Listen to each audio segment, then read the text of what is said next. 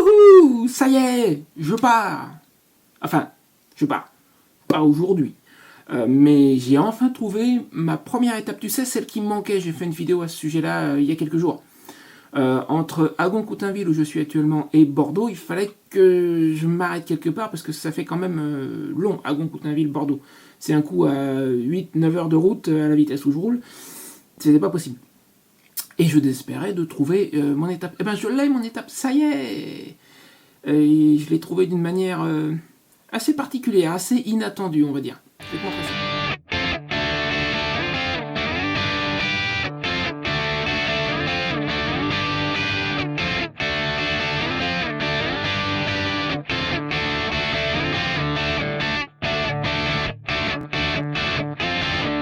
Ok, donc laisse-moi t'expliquer la manière dont j'ai trouvé cette première étape est un peu particulière. Donc comme je te l'ai déjà dit, j'ai fait une vidéo à ce sujet-là il y a quelques jours. J'ai envoyé plein de messages sur Couchsurfing, au moins une centaine si c'est pas plus, je te laisse voir, il y en a plein. Je pourrais continuer, hein, ça s'arrête pas. Ces 2 dernières semaines, j'ai envoyé message après message. J'ai eu quelques réponses négatives, alors pas de gens qui étaient contre le fait de m'héberger, mais c'est juste que leur situation personnelle ne leur permet pas. Il y en a un, sa copine est sur le point d'avoir un heureux événement, un autre, sa maison est en travaux, ou il y en a qui ont vendu leur maison, ils sont sur le point de partir. Donc j'ai eu des réponses, mais de gens qui ne sont pas en mesure techniquement de m'héberger. Et il y en a plein, la grande majorité, qui pour le moment ne m'ont pas encore répondu. Donc j'étais un peu embêté parce qu'il faut... moi je veux partir. Puis ça fait quand même 2 mois que je suis ici. Peut-être pas les embêter éternellement, ces gens-là ils sont bien gentils, mais bon voilà. Donc j'ai eu une idée, il y a quelques jours. J'ai commencé à m'inscrire sur des groupes Facebook spécialisés moto. En me disant, il y a une vraie solidarité entre motards. Je le sais, j'en ai eu l'expérience de première main après avoir acheté Rocinante quand je suis tombé en panne avec. Je vais te mettre le raccourci là, d'ailleurs, j'avais fait une vidéo là-dessus. Je suis tombé sur un type très sympa je suis tombé en panne d'essence tout bêtement. Je suis tombé sur un type super sympa qui était en voiture, mais je trouve qu'il est aussi moteur, ce jour-là, bon, il était en voiture. Et il est allé me chercher de l'essence, il m'a ramené 5 litres d'essence, il ne l'a même pas fait payer, j'ai voulu lui rembourser, il n'a pas voulu. Donc oui, il y a une vraie solidarité entre motards, il n'y a pas de doute, et je me suis dit, en m'inscrivant à des groupes Facebook de motards, comme celui-ci par exemple, tu vois là j'ai posté, en expliquant mon projet et en disant que je cherche quelqu'un pour m'héberger dans la région de Nantes, Angers, par là, je me disais peut-être que je trouverai un motard qui acceptera de me prêter son canapé. Et je me suis inscrit comme ça dans plusieurs groupes, tu vois là, je dois être dans 6 ou 7 groupes au moins, et dans un d'entre eux, sur un de mes messages, tiens d'ailleurs celui-là j'ai pas été accepté encore apparemment. Mais dans un d'entre eux, sur un de mes messages, il y a quelqu'un qui m'a dit, il y a un groupe qui est spécifique pour le voyage à moto, qui s'appelle, c'est celui-là, hein, Hébergement Voyage Motard. Donc dans un des autres groupes, il y a quelqu'un qui a posté un commentaire sur ma publication en me disant, essaye ce groupe-là, t'as peut-être une chance de trouver quelque chose. Parce que c'est vraiment un groupe spécialisé pour ça. Ce que j'ai fait, donc tu vois, j'ai posté dans ce groupe. Et avant même qu'on me réponde, j'ai je crois 2 réponses de personnes qui sont sur mon chemin et qui m'ont proposé, notamment il y en a à Saumur, l'autre du côté d'Angers, de mémoire. J'ai 2 personnes qui m'ont répondu, qui m'ont proposé de m'héberger, mais avant même que ces 2-là ne répondent, j'ai d'autres commentaires sur mon projet, hein, mais avant même que les 2 qui m'ont proposé de m'héberger ne me répondent, je me suis aperçu que quelqu'un dans ce groupe, probablement l'administrateur, je pense, même si j'en suis pas certain, a compilé une carte de tous les membres du groupe, donc tous des motards, hein, il n'y a que des motards dans ce groupe. Donc quelqu'un a compilé une carte de tous les membres du groupe qui sont prêts à héberger des voyageurs de passage. Et ça, je trouve absolument extraordinaire. Regarde, c'est cette carte-là. Regarde-moi tout ce qu'il y a. Il y en a même 2-3 en Espagne et même en Afrique du Nord. Tout ça, ce sont des gens qui sont prêts à héberger des motards. Alors, les jaunes orangés, là, ce sont des hôtels. Des hôtels qui sont, on va dire, sympathisants motards, donc qui vont avoir un endroit où ranger la moto, des choses comme ça. Et les bleus, ce sont des particuliers. Et comme tu peux voir, en fait, il y a un max de particuliers. Il y en a plein partout.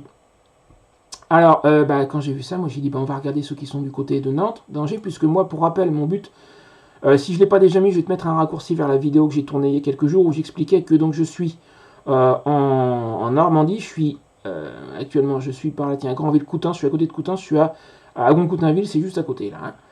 Et moi, ce qu'il faut, c'est que je coupe ma route. Tiens, d'ailleurs, je l'avais faite sur Google Maps. Tu vois, ce qu'il faut, c'est que je coupe ma route entre Agon-Coutainville et Bordeaux, où j'ai quelqu'un qui m'attend. J'ai un ami de Philippe. Philippe, c'est l'ami chez qui je suis ici. Il y a Yvan à Bordeaux qui est prêt à m'héberger quelques jours. Mais ça fait trop long.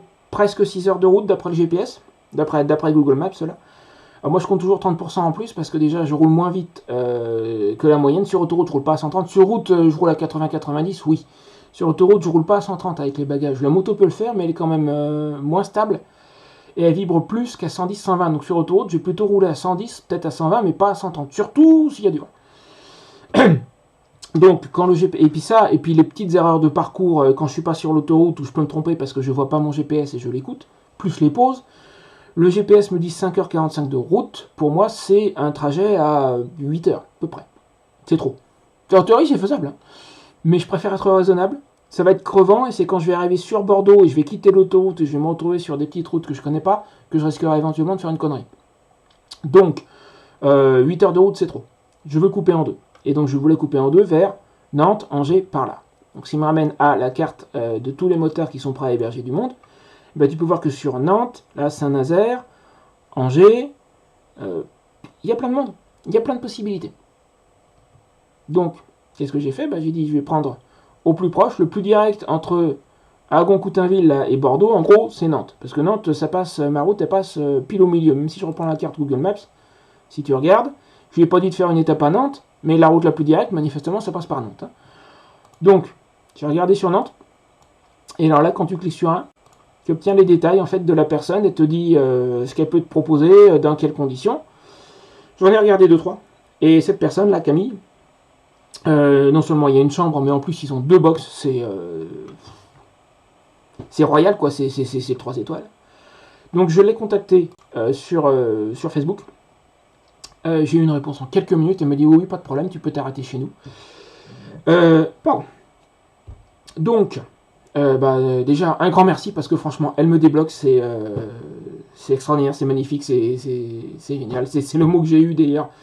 Quand j'ai vu cette carte, j'ai répondu dans le groupe sur le post où il y avait la carte. J'ai dit c'est pas compliqué, c'est génial, il n'y a pas d'autre mot parce que regarde-moi cette carte.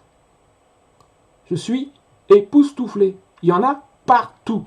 Et j'en ai même un, regarde, j'en ai même un à Séville. J'ai regardé ses détails. Le gars, il a une chambre, il a un garage et il dit vous pouvez vous arrêter chez moi gratuitement.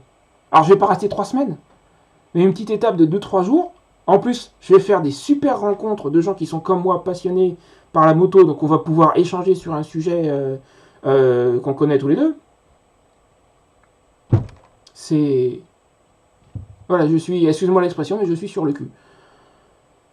Celui qui a eu l'idée de faire cette carte, si un jour je passe près de chez lui, je lui amène une bonne bouteille. Hein. Sans rouler la bouteille, hein. C'est-à-dire qu'une fois qu'on la débouche, on touche plus à la moto, on est bien d'accord. Mais il faudra que je fasse ça un jour. Je sais pas dans quel coin il est, je lui demanderai, il faudra. Si un jour je passe près de chez lui, je lui amène une bonne bouteille. Et puis peut-être voir me procurer quelque chose pour les gens chez qui je vais m'arrêter à Nantes aussi. Il faut voir. Bref. C'est ma capacité de transport est limitée, mais je vais voir si j'arrive à faire quelque chose. Donc voilà, j'ai mon étape. Alors maintenant, c'est plus qu'une question de météo. Là, la météo dans la semaine n'est pas terrible. Il me faudrait dans l'idéal 2 jours de beau temps pour que je fasse premier jour Agon-Coutainville Nantes et deuxième jour Nantes Bordeaux. C'est pas exactement Bordeaux, c'est à côté, mais c'est pareil. Et j'ai une série de 2 jours de beau temps vendredi samedi. C'est pas du super beau temps, mais c'est la météo dit rares averses. Et rares averses, ça va. Je veux dire, je peux prendre un peu de pluie, mais j'ai pas envie de faire toute la route sous la pluie. Ça, j'ai aucune envie. Donc voilà, a priori, je pars vendredi prochain. Voilà, c'est fait, c'est dit. Vendredi. Direction Nantes, à peu près 3 heures de route. GPS dit 2h40, donc 3h, 3h30, j'ai eu les peinards. Hein. Je pars en milieu de matinée. Je mange un sandwich en cours de route, et puis dans l'après-midi, j'y suis tranquille. Pas pressé. Et après Nantes-Bordeaux, ça doit être dans les 5 heures à peu près. 5 heures en comptant ma marge, dans ces eaux-là. Je crois que le GPS dit 4 heures, il me semble. Donc voilà, donc vendredi, je me casse direction le sud. J'ai mon étape à Toulouse, celle-là je l'ai trouvée sur Couchsurfing, je vais te montrer un autre truc vite fait sur Couchsurfing. Donc j'ai envoyé des tas de messages, j'ai pas eu de réponse positive. Par contre, si je retourne sur mon tableau de bord, ce que j'ai fait, et c'est comme ça que j'ai trouvé les étapes de Toulouse et Perpignan, sur Couchsurfing, tu peux publier des projets de voyage publics. Et là, c'est l'inverse, c'est-à-dire que c'est plus toi qui sollicites des autres, ce sont les autres qui vont voir ton projet de voyage et qui vont te dire, bah, tu passes pas loin de chez moi, à ces dates-là, je suis disponible, tu peux t'arrêter chez moi. Et c'est ce qui s'est passé avec ces deux personnes-là. Donc j'ai une personne sur Toulouse qui m'a contacté suite à un de mes projets publics de voyage, et Nicolas là sur Perpignan. Et l'intérêt, c'est que, laisse-moi te remontrer la carte vite fait, celle-ci ou l'autre, bon ça change rien. Donc je vais passer sur Bordeaux, laisse-moi retrouver Bordeaux, Angoulême un peu plus au sud. Tiens, Bordeaux, là voilà, je vais être dans la région de Bordeaux, je vais être par là. Donc après je fais Bordeaux-Toulouse, Toulouse-Perpignan, et Perpignan c'est tout à côté de la frontière espagnole. Je ne vais pas passer par le Pertus, sauf si je compte passer par un col de montagne qui s'appelle le col de Manreyas, qui est quelque part par là à peu près. Donc je passerai par le Pertus que si le col de Manreyas n'est pas praticable. J'en sais un col de 700 mètres, il sera peut-être pas enneigé quand même. Enfin, on verra quand j'arriverai sur place, je demanderai à des gens du coin. Eux vont savoir, vont me dire si c'est bien raisonnable de passer par là ou pas avec une moto chargée en janvier. Eux me le diront. Donc si je peux pas passer par le col de Manreyas, je passerai par le Pertus, mais le but c'est vraiment de passer plutôt par le col de Manreyas parce que ça sera de Manreyas, pardon, ça sera plus sympa. Et derrière j'ai quelqu'un à l'Estartit, c'est quelque part par ici l'Estartit, donc en Catalogne, qui doit pouvoir m'héberger. Voilà voilà. Pardon. Donc ça y est, je pars dans moins d'une semaine à présent. Voilà. Bon, ben, je te laisse me laisser un petit commentaire, un petit j'aime, un petit partage, tu connais la chanson. Et je te dis à très bientôt, je te referai signe, je pense, juste avant de partir, très certainement. Puis de toute façon, entre-temps, j'ai une vidéo à tourner sur le fait de rouler en moto en hiver et sur le froid. Parce que parmi les messages que j'ai envoyés sur Couchsurfing, donc il y a des gens qui m'ont répondu, négativement malheureusement, mais il y a des gens qui m'ont répondu, et plusieurs qui m'ont dit, mais t'es bien courageux de faire ça à moto l'hiver. En fait, je crains pas du tout le froid parce que je suis correctement équipé. Donc je pense que je vais faire un petit récapitulatif de mon équipement moto. Mardi, normalement, il doit faire beau. Juste pour une journée, c'est pour ça que je pars pas mardi. Donc je vais faire cette vidéo-là, à mon avis, je vais aller la tourner mardi. Et au passage, je te dirai si c'est toujours confirmé pour vendredi. Allez, à bientôt. N'oublie pas de me laisser un petit commentaire.